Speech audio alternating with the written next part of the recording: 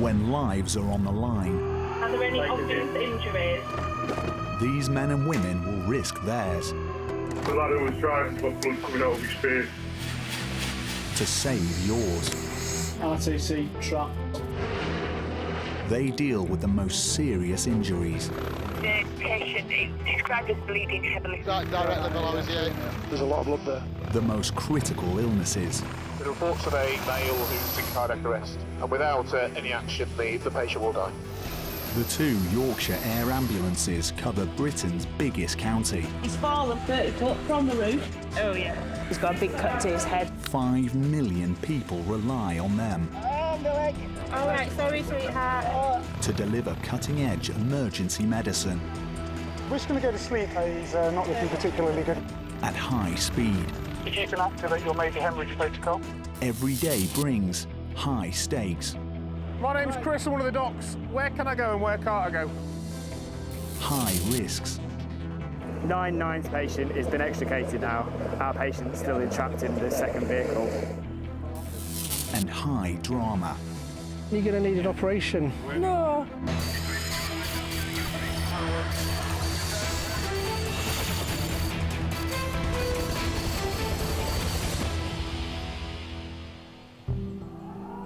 At the Nostell Airbase, Helimed 98 is being scrambled to a village in South Yorkshire.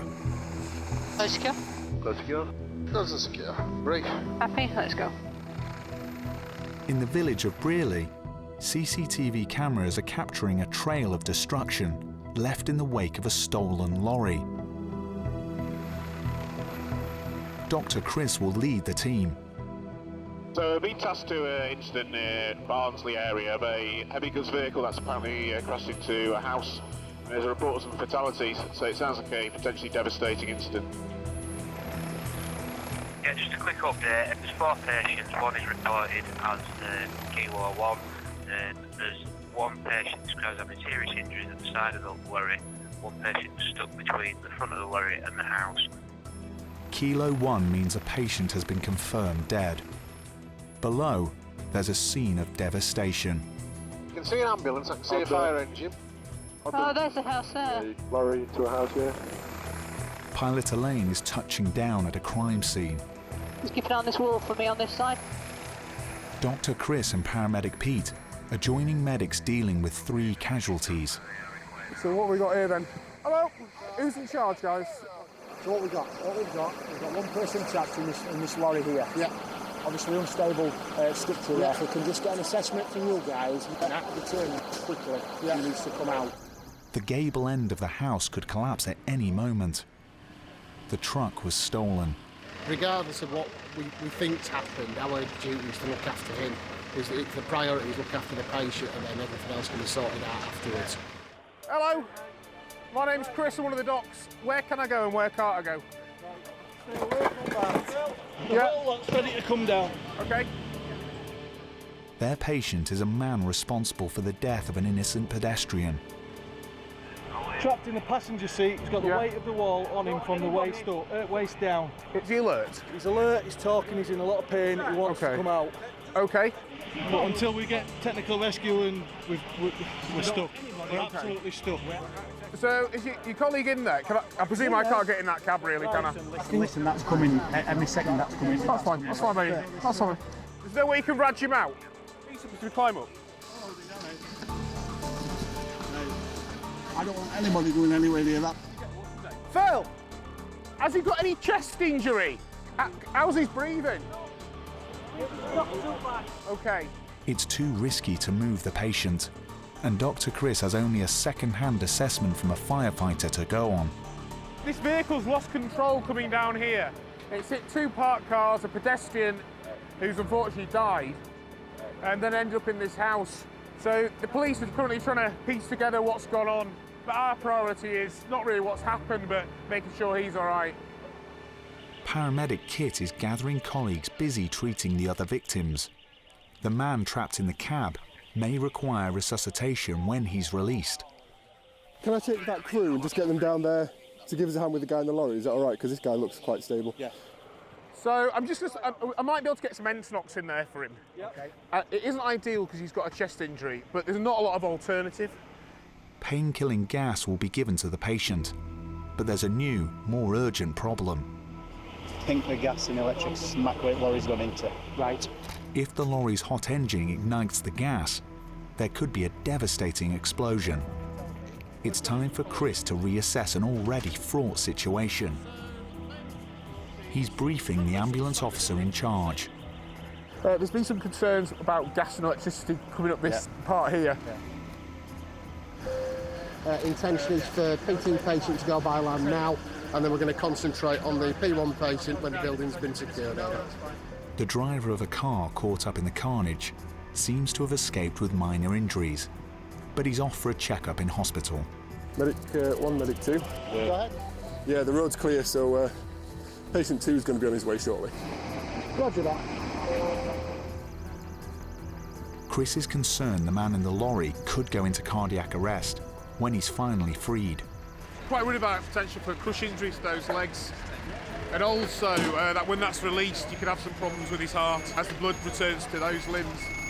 Fear of gas has led the fire service to take desperate measures to free the trapped man.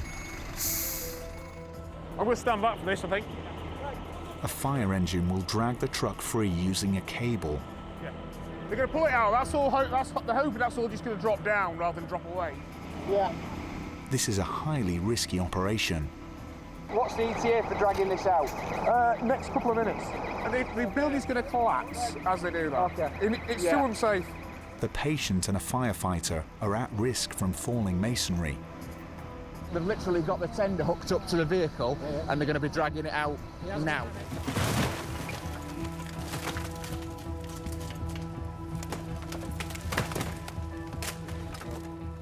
The truck is free, but it has brought half a ton of debris with it.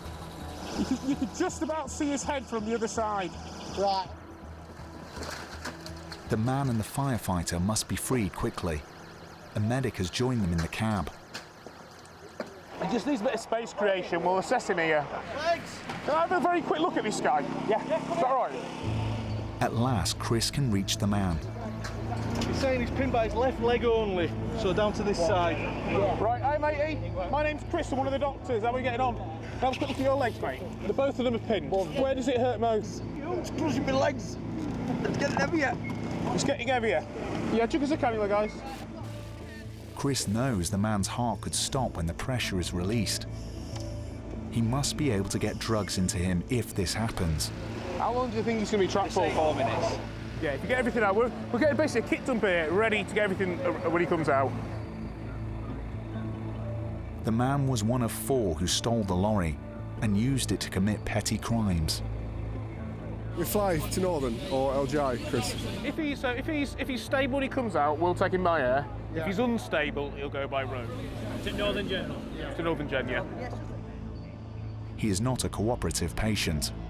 The dash has just come off this guy. He's moving his legs, and the first thing he's done is reach for a fag to light it when there's fuel everywhere. So he's just had a quick reprimand by the heart paramedic. The police are anxious not to let the driver out of their sight. Is it stolen? What's happened? What is it? Stolen? Truck stolen. Regardless of his guilt, Chris must treat the man the same as any other patient. The fella's been trapped for over an hour now. Where we are is quite away from where the technical rescue team are. So it took a little while to get him off the building, and now they're creating some space. One of my main concerns is the nature of this man's crush injuries. It's quite limited to know whether he's pinned, as in just physically stuck, or whether his whole legs are crushed. So we've got the heart team in there now, and we're going to get him out in the next minute or so. Until he is scanned, the team can't be sure how badly the man is hurt. Ready, steady. Despite their fears, the man's heart has continued a normal rhythm. Hello, matey. Have a quick look at you, dude. Is that all right? My name's Chris. I'm one of the doctors. How are we getting on? It hurts my ribs. Hurts your ribs? I was all crushed with the house. Have we got some scissors? Hold up my foot's ringing. He's a bit annoying trying to talk on his phone and things, so I suspect that we probably should put him in an ambulance rather than a helicopter. Okay, we'll put him in an ambulance. If his numbers are stable, I'm happy if somebody else takes him. That'll do me, I'm happy with those numbers. All right, guys. The man's going to be taken to the major trauma centre in Sheffield by road. DCA with heart to MTC as Northern. Behind him, he leaves a scene of carnage, a community in shock, and a grieving family. So the plan is he's going to go in the back of an ambulance. It's only 20 minutes to Northern General from here. Pre-alerts in. You know, it's been a trail of destruction here. You know, there's one lady who's dead. The driver of that lorry is relatively unscathed, really. Their patient will have a police officer at his bedside. Things here really, you know, things are pretty horrendous, really, aren't they? The man is likely to be sent straight to jail on remand following his recovery.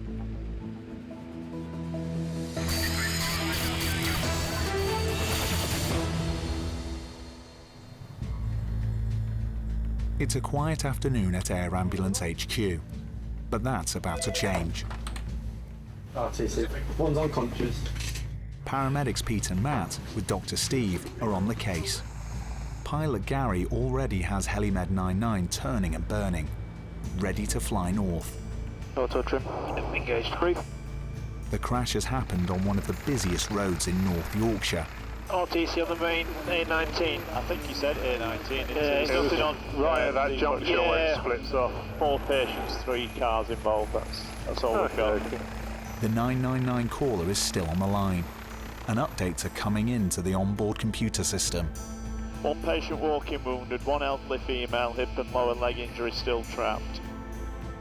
Right on that junction there, look. I can't see him. To right. 2 o'clock.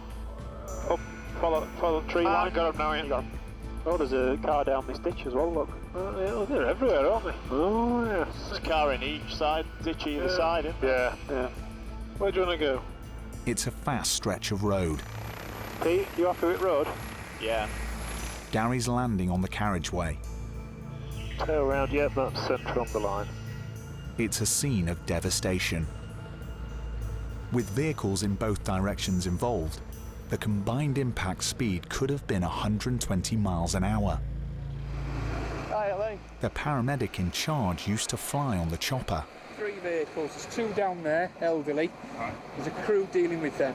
The car that you can see the front end of, there's a lady, 70-year-old female, that's trapped in there. In the ditch at the bottom, there's a gentleman who was with his son, and the son has got up the embankment and he's sat on the side, but the gentleman is still trapped. So we think DCA's for them, but that'll be your priority, I think. Okay. Are they just trapped by mechanism? Yeah, I think so. With 5 casualties, it's vital the team concentrate on the patients who are most seriously injured. It's clear they're going to need some backup. Son here said that he'd complained of some chest pain. So if you wanted to land on and just have a look at him. Matt's calling in the second helicopter. Go ahead, Ellen. Ellen, if there's nothing further outstanding for Helimed 98, can you direct him straight to our location, please? Yeah, got it. Yeah, Roger, Matt, do it now. Helimed 98 is just preparing for takeoff from hospital in Middlesbrough. We've just taken a patient up to James Cook, and we've been asked to come straight down and assist 99. It's just 10 minutes to the accident scene. Just an update from 99. If you can land, please, east of the A172, next to a silver car, over. Roger, that's all copied, thanks. 2 extra paramedics will be a welcome addition at the crash site. What's going on at the moment? There's about 5 patients. Tricky at the moment is to work out who's more serious. That's all right, mate. Work out who's more serious. Fire are close to freeing the man in the 4x4. And then decide, based on their injuries, who's going to deal with what. There was somebody dealing with this lady. She's got more serious injuries, which is why we've kind of migrated towards her. We've asked the other aircraft, because they were very close by, to come and assess this chap down here. As you've probably seen, there's a lot of damage to his vehicle, so there's potential for some quite serious injuries.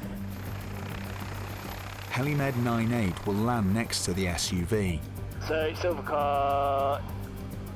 The only silver car I've got is the one down there, the ditch. Can you see anyone out indicating for us? They're getting the patient out, so presumably that's our patient. Okay, I'm still not visually where he wants to speak. Are you happy? Can you talk me on to where we're going? Is it the triangular field? This triangular field here, yeah. Okay, with you. There's no obvious wires I can see. It's an open field. That's 98, we're on final. I'm going to go about to beam this red car on the road if you're happy, mate. Yeah, that's fine, mate. Firefighters are fighting to release John Sanderson, who was in his son's car when a hatchback travelling in the opposite direction veered across the road. This guy has been in the vehicle, there's been two guys. The guy sat out there that's made his own way up his son. He said that he's okay, but the other crew said he was just on the way back from James Cook. Yeah. So assess him and that when he comes out, see if you need to fly him or anything. If not, then you're not quite here. There's another two patients further down that first crew are dealing with, an elderly couple, but there's another DCA coming for them as well. Okay. Trapped in the red car are Don and Sue McQuaid, on a day out from their home in Doncaster, when they too were caught up in the crash. Paramedic Sam will supervise the care of pensioner John in the 4x4. We haven't had a chance to assess the patient, so we're not entirely sure what injuries he has yet and what the situation is. There's quite substantial damage to the car. We've got one male occupant who's trapped at the moment, so we need to assess what injuries he has and then obviously make a decision about his treatment and which hospital he's going to go to. The elderly woman in the black car is thought to have been taken ill at the wheel. Yeah, brief update for you. 9-9's patient is a query pelvis. She's going to go via air to James Cook. She's been extricated now. Our patient's still entrapped in the second vehicle. Sam's going to assess once extricated and I'll advise if we're going by air or road. Firefighters are taking no chances. The nature of the crash means it's highly likely John has a spinal injury. Self-protection! The first victim of the crash is already on her way to hospital. John will soon follow. We'll put a teardrop under his bum, yeah. You've seen him before, haven't you? Spine board out, spin him, slip him, sit him on the deck. Strap him to bits. Is he going with you or is he going up there? We'll have a quick assess here. Yeah. We'll assess him here and then we'll decide, because this is the point we have to make a decision. Just get him on the board and the deck here, guys. The air ambulance just want to assess him again, yeah? John is in great pain. Bring it on, keep going, bring it around, bring it around. Yeah. Got loads of space before you come across anything unpleasant. Hey, well, you go. Nice one, Will. Hi, Will, just open your mouth for me, stick your tongue out. We don't know if he's going that way or that. Grand. Have you got any new pain anywhere? Is it just sort of round that, just across there? From my back. And round in your back. Just take some deep breaths in and out for me. Oh, I can't believe that for us. Can you lift this leg straight up for me at the hip? Yeah, that's brilliant. Pop that one down. And then this leg, lift it straight up. So our patient from this car has obviously had quite a nasty impact today. We're going to help get him immobilised onto a board to keep his spine nice and still, and then we're going to help the crew and the fire service extricate him off this embankment and put him in the back of the ambulance. And it's a short ride up to James Cook from here. It's only about 20 minutes from our land. Ready, brace, lift. Spine board, guys. Steady away now, steady away. The patient in the other vehicle has been quite severely injured, but the vehicle that they were in is a really modern vehicle. The son, who was the driver, he's managed to just walk away and sit at the top of the bank, and the dad was a bit more injured, a bit more sore, maybe because of his age. John's outlook is uncertain. He and his son experienced a major impact. Then another as their 4x4 plunged into the ditch. His son can only hope and wait for the results of his dad's hospital tests.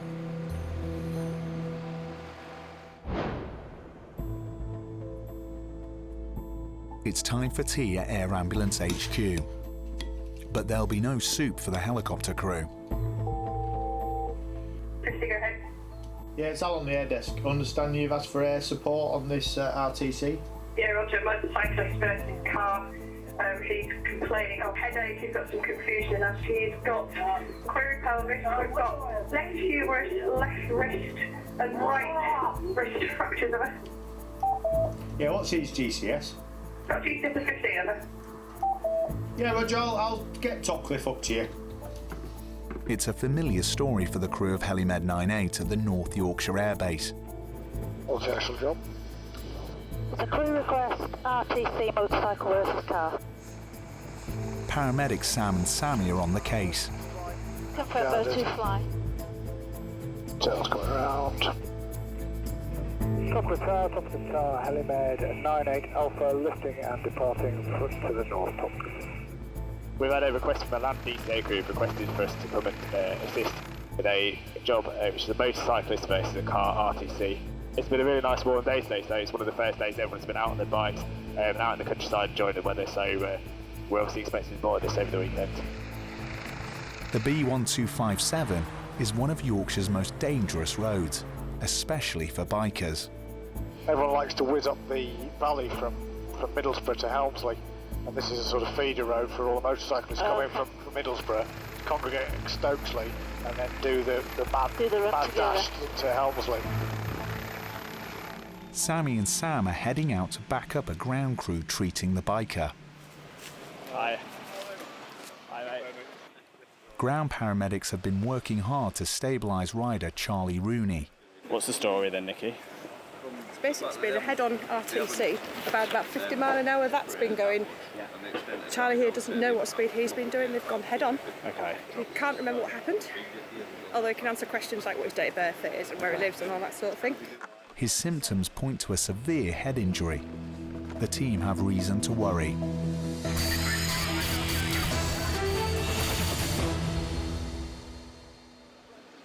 On a road across the North York moors, the team are fighting to stabilise a badly injured biker.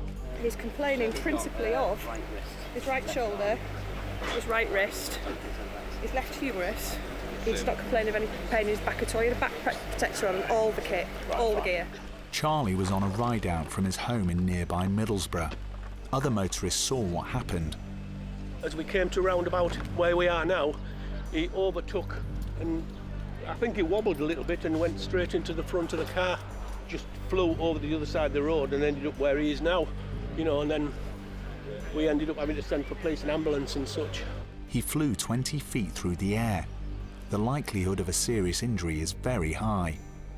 Charlie, hi, my name's Sam, I'm with the Air Ambulance, okay. So what we're going to do is, because it's rush hour and the traffic's bad, we're going to pop you in the aircraft and it's a less than 5-minute flight up to James Cook. Is that all right with you? That's fine. I think it would be a more comfortable way of getting you up there. So this gentleman's had a motorbike crash. He's crashed into his car. It's quite significant damage to the car and the motorcycle. He's broken some bones, he's broken his shoulder, by the looks of it, his wrist and his left arm as well. It's got some pain in his pelvic area. Okay, just moving that arm, let me do it for you, bud. We've given him some IV analgesia to get on top of the pain as well. So the plan is, because it's rush hour and the traffic's quite bad at the moment on the road, we're going to pump him in the aircraft. It's less than 5-minute flight up to James Cook. It'll be much more comfortable for the patient, and then we can get him seen by the trauma team soon there. Charlie is a veteran biker. Ready, steady, roll. He's been riding for more than 40 years and hasn't previously had a serious accident. Ready, steady, roll. Well done, Charlie. You stay where you are for now. Hi, it's Sam on helibed 98. We've got a trauma patient for you. The ETA is 10 minutes, 18:05. It's a 6-year-old male. He's a motorcyclist, RTC versus car. He's coming by helicopter, so by air. Helimed 98 is going to fly Charlie over the rush hour jams, direct to the regional trauma centre. To me, line up, pause. Okay, just look at the height, that's what we're aiming for. When you lift him up, don't put the weight on straight away. Mind your head and feed him along. I can just go on the side there. Keep going, keep going. Hello, Charlie. Okay, I'll lift and do a helipad departure out of here. Roger, trees on left hand side. Yeah, roger that. Okay, power's coming in. Happy in the back, guys? Yep, happy. Okay, we're in the air. Autopilot's now fully re-engaged. Coming to the right. Well clear of those trees now. The team are confident Charlie's safety kit has ensured he will survive his crash, but he could have an undetected head injury. He's telling me that he doesn't remember what's happened and he thinks he's gone to sleep and woken up afterwards, so that's a sign that he's probably been knocked out. And there is some damage to his helmet as well. He's wearing a back protector and all the leathers, which has helped protect him from injury, but that still doesn't mean he's got away scot-free, so he has got some fractures. It looks like he's got a fractured dislocation to his shoulder, but I'm still concerned that he has got some potential other underlying injuries as well, so he does need to be seen at the trauma centre. Charlie is on final approach to Teesside's biggest hospital.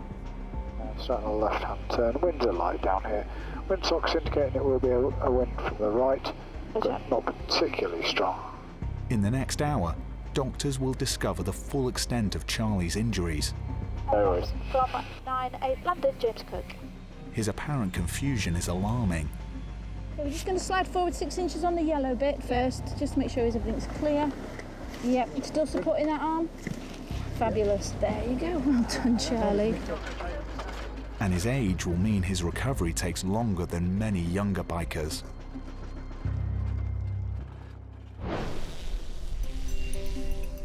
Britain is a nation of 7 million cyclists, and few places attract more riders than the Yorkshire Dales, where the winding lanes are so challenging, they were once chosen as the backdrop of the legendary Tour de France. Can you set off towards Halls? But today, one rider needs help.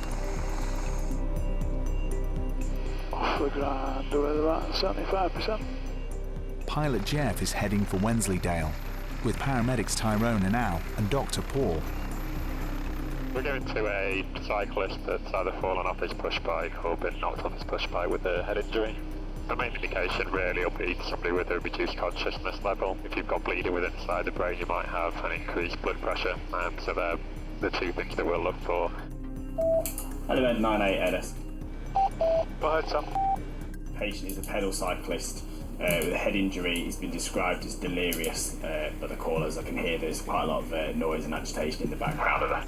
Depending on the degree of head injury, either severe concussion or varying degrees of bleeding around the brain can make people be combative, as you say, so can be quite agitated, may not be able to follow commands, maybe pushing people away and fighting against them because they don't quite understand what's happening at that time due to the confusion. The accident has happened on a country lane, 2 miles from the tourist centre of Hawes. Just look on your nose, Jeff. See, it's like an orange. I see the cars down here. Oh yeah, visual. Yeah. Jeff is landing on moorland, next to the scene. Can't see any traffic down there, can you, Paul? You've got traffic coming up this way. Happy? Yeah, firm, can go if you want. We've landed. The patient was out for a ride with the cycling club. He landed heavily on his head. Hi, sir. Richard Dunning is in a bad way. Can I just squeeze in there, guys? Is that all right? Switch for 97. Lovely. I've just done that. A medic covering another cycling event has been caring for him. Laceration to elbow, deep laceration there, graze there, cut on the back of his head, which we haven't looked at. Richard is now fully conscious, but he still has no memory of his crash. Just take a nice deep breath for me.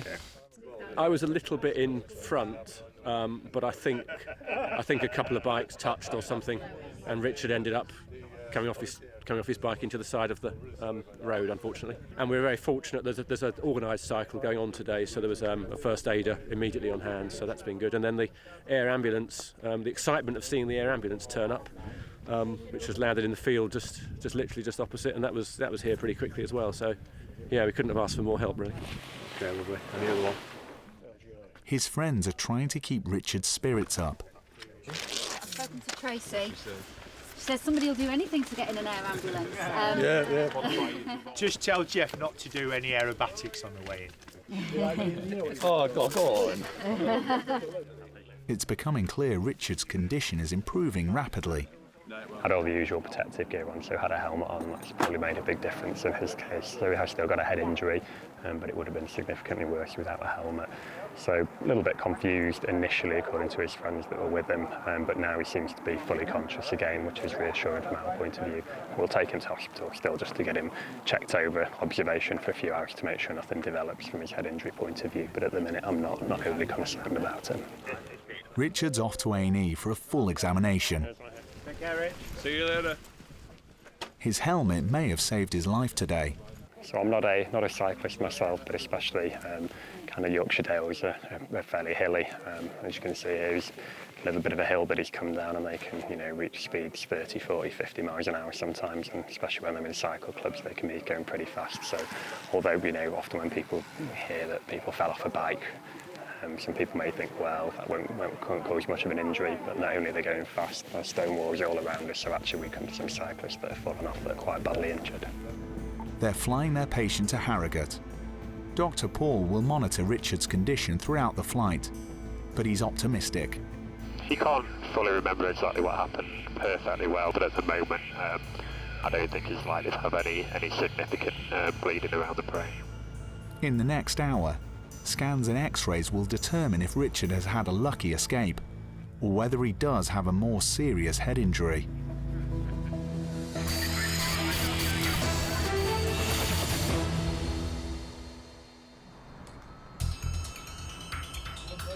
One sound stops everything at Air Ambulance headquarters.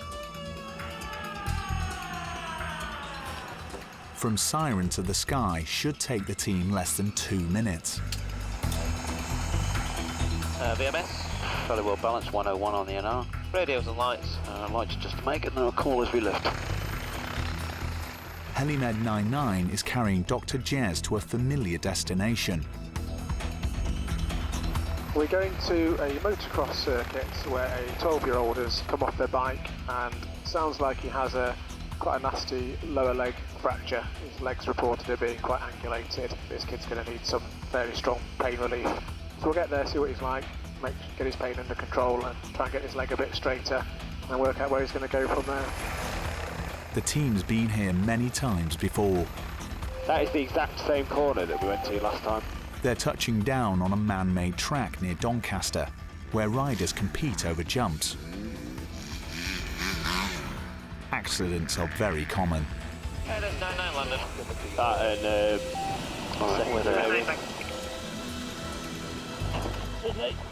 Hi guys, you're right. I'm Sam, this is Jess. How are you feeling, James? James is 12, but already a veteran rider. Alright, so what we need to do then is have a little look at this leg and probably get you some painkillers as well so that it doesn't hurt as much. Alright? James's dad is with him. This is the latest in a series of racing accidents. One left him with a bleed on the brain. He just came over a double here. A triple, and he landed wrong. So what we normally do is pop a little tube in your hand. Right, okay. James has spent so long in hospital, he is now scared of some medical procedures.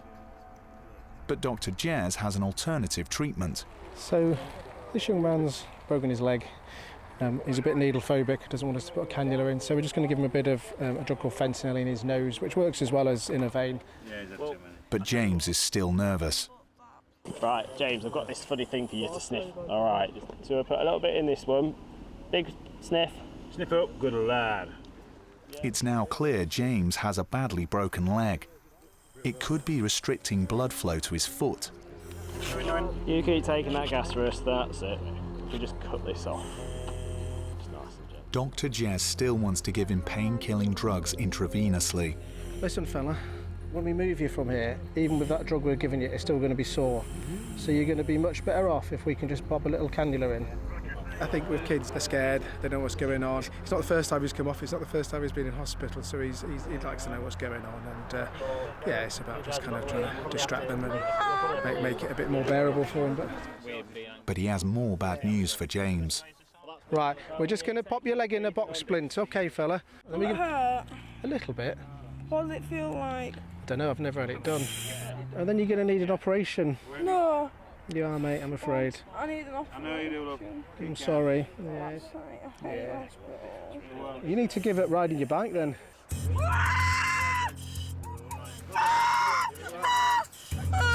Well done, get me out of here! It's done. It's all done. Let me just have this arm. Well done, mate. Good man. All done. It's time to get James to hospital. Are you guys happy to carry on transitioning him across? They're going to take him to A&E in Wakefield, 15 miles away. Perfect. There's nothing life-threatening. He'll be fine. He'll be back on his bike in a few months' time. Hopefully not to come off again, but probably will. James has already spent many weeks in hospital, thanks to his high-powered hobby. Nice and steady, guys. He could now face many more. You all right, mate? Win over. And an operation.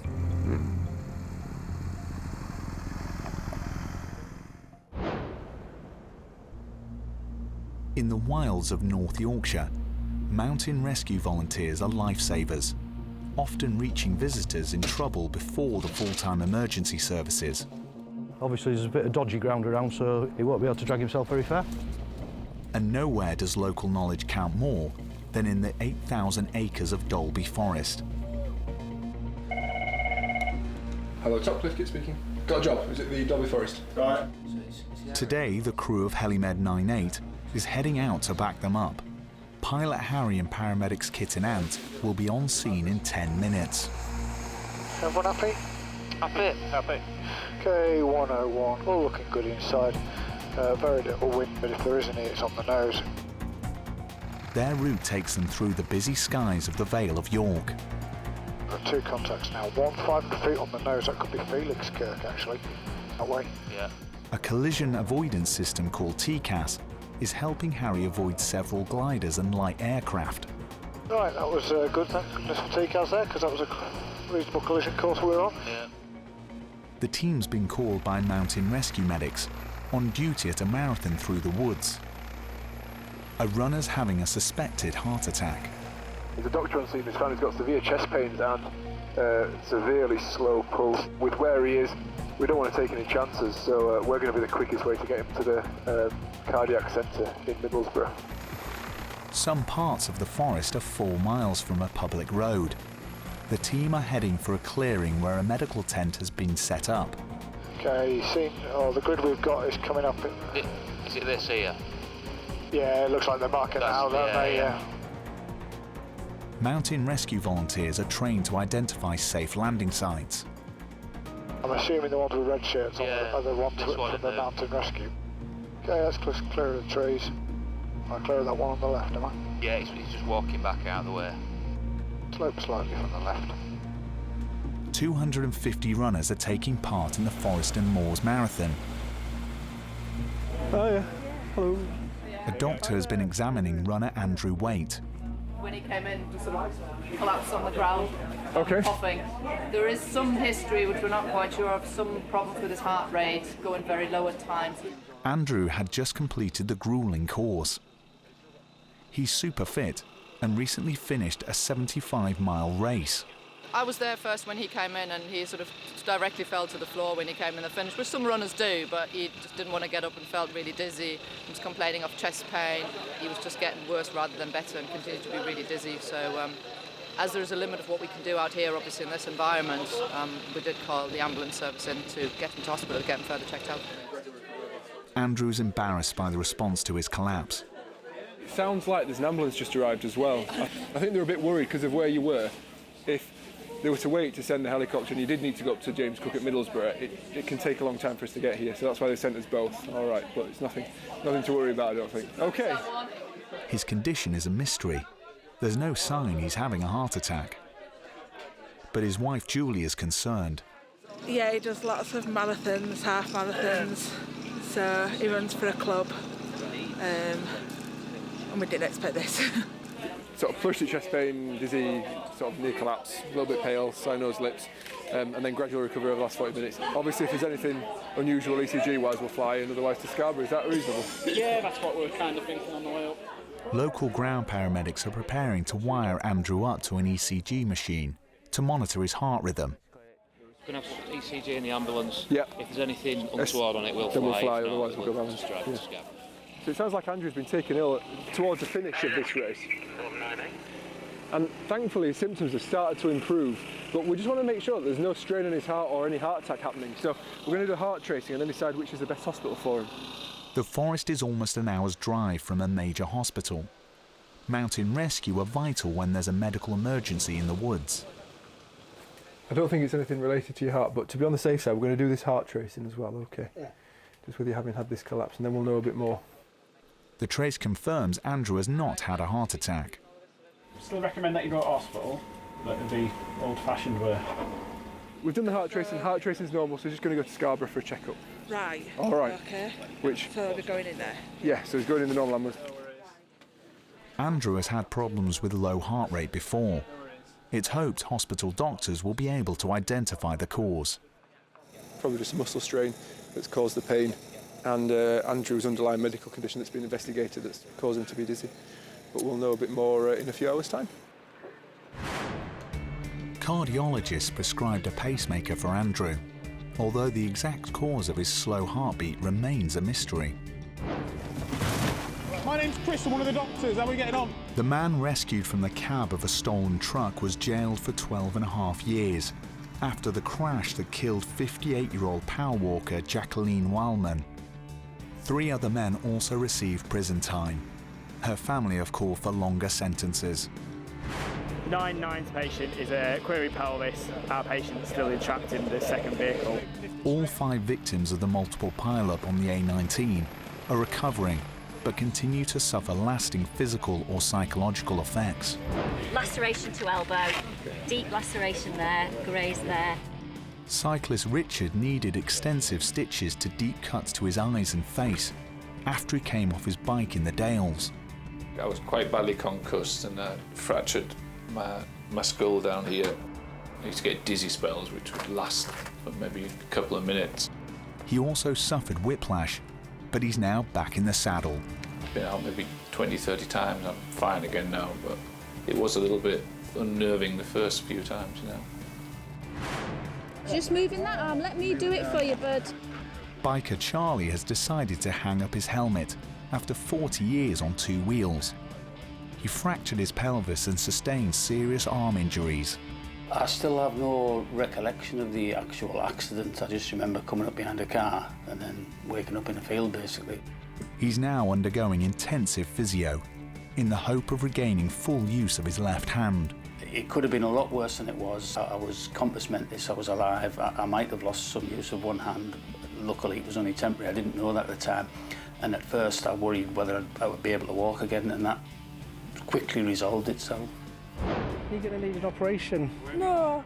You are, mate, I'm afraid. 12-year-old biker James was in hospital for 4 days and in plaster for nearly a year. When I was in the hospital, I got my leg manipulated. That's where I'd like re-straight the bone and put it back straight. And it started like slowly healing. He's yet to resume his high-powered hobby. Nothing will stop me from riding. When I got my first motorbike when I was 4, I started racing when I was 6. I've been doing it for quite a long time and I've just always loved it.